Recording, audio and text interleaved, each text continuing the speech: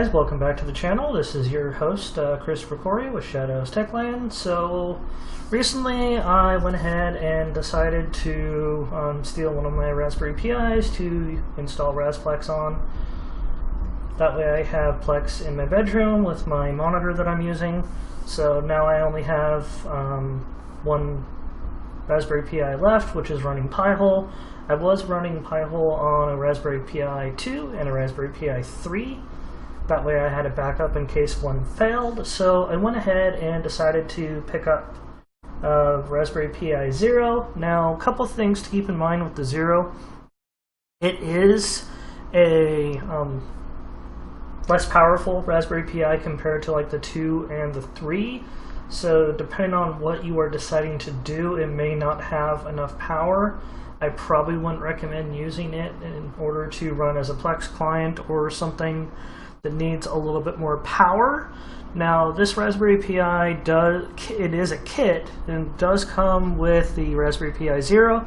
Now, it is wireless only, so it does not have LAN capability, so do keep that in mind depending on what project this is going to be used for. It does have Bluetooth as well. And it does have the official Raspberry Pi 0 case with 3 interchangeable lids. It does come with the SanDisk 16 gig micro SD card, which is already preloaded with Noobs, which is another variant of Raspberry that you can use. That way you don't have to worry about going ahead and installing it yourself, not that it's really too difficult to do. Now, it also comes with the CanaKit 2.5 amp micro USB power supply with noise filter, which is specifically designed for the Raspberry Pi with a 5-foot cable as well. It does have the USB OTG cable and mini HDMI adapter and heatsink as well. So let's go ahead and we'll take a look at mine came in a plastic baggie, and in the baggie it's got the quick start guide, and it does have right here what's already loaded. It does state what's already comes with the kit, and then a couple instructions for loading everything, so a quick start guide. Another cool thing that it does come with as well, which is the reference kit. That way it's got all of the information as to the pinout in case you were deciding to do this, like let's say for home automation, or you want to connect like a display to it or something of that nature for another project. In the box itself, let's take a look at that. That has the power cord for you. And then, let's see here.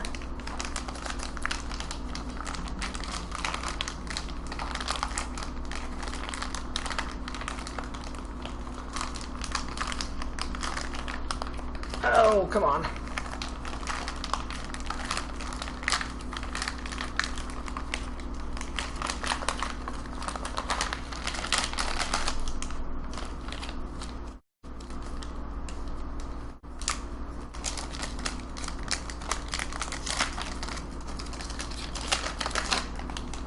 And here is the Pi 0. As you can see, it is extremely small compared to like the Pi 2 or 3 as an example. So this little guy is quite small.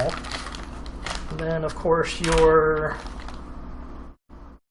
let's see here, USB cable with an extension.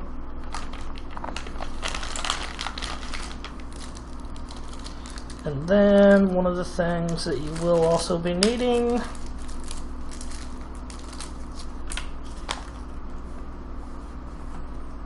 is the mini HDMI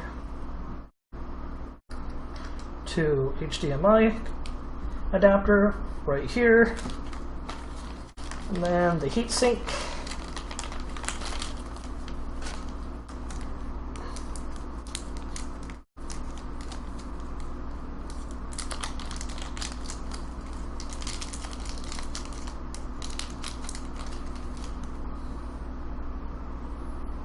go ahead and take the sticky pad off of the heatsink.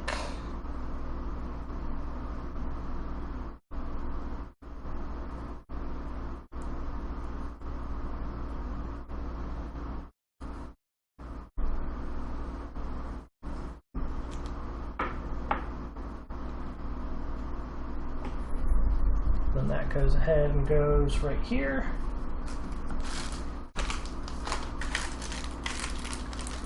And it does come with a couple cool cases that you can use to protect it.